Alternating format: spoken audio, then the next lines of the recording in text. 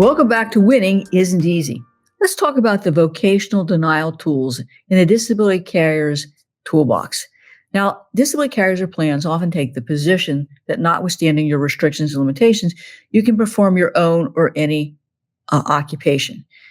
It's really crucial to understand how those terms are defined in your disability policy or plan, because what the disability carrier or plan is going to do is to hire an in-house vocational evaluator to address your occupational duties.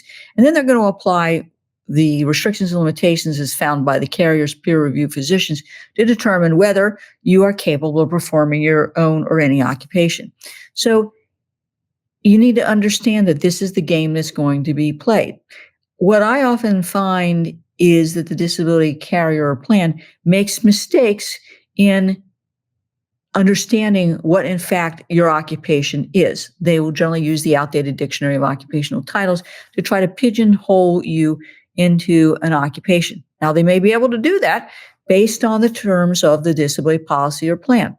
Occupation can be defined as how the job is performed for your employer, how the job might be performed in the local economy, how the job might be performed in the national economy, or how the job might be performed pursuant to the dictionary of occupational titles. So you need to understand what this definition of occupation is, because ultimately you want your physician to understand that and address your restrictions and limitations in the context of your occupation if you're at that stage.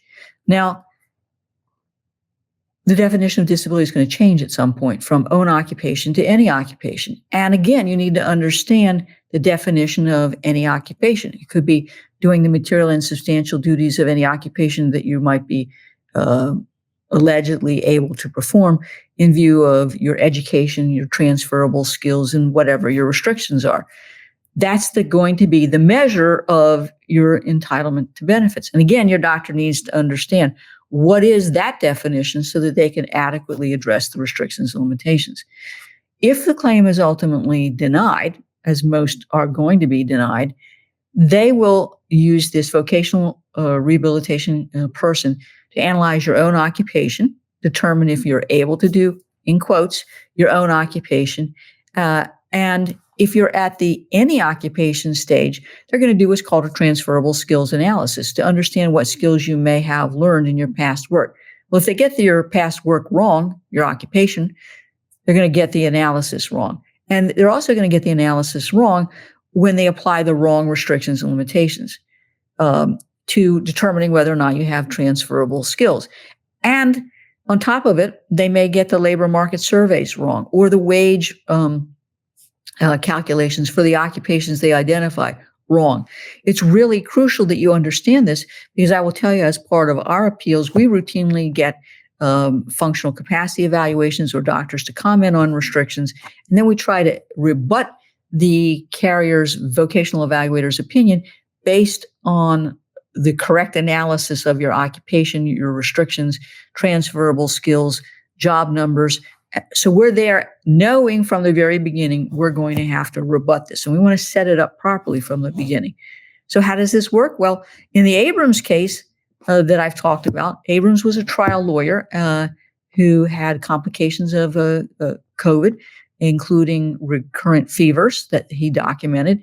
The case ended up in front of a federal judge, and the court noted that the court is intimately familiar with trial work and its complexity, for being a trial lawyer is akin to writing, directing, producing, and starring in a play simultaneously. The work is mentally and physically grueling, and a reviewer has to take that complexity into account when reviewing the claim. You can see that the judge understood what the occupational duties were of a trial lawyer, understood the restrictions and limitations, and was able to say, look, there's this causal connection. He's got these symptoms, they're severe. I know what his occupational duties are, and I understand why he can't do these occupational duties. So you can see that you need to be prepared from the very beginning for a vocational denial, either at the any occupation stage or the own occupation stage. Got it? Let's take a break. And in our final segment, I'm going to give you a number of tips for attacking the denial or termination of your long hauler COVID claim. See you in a second. Are you a professional with questions about your individual disability policy?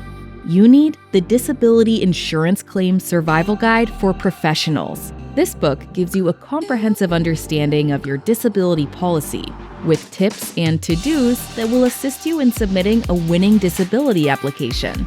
This is one you don't want to miss. For the next 24 hours, we're giving away free copies of the Disability Insurance Claim Survival Guide for Professionals.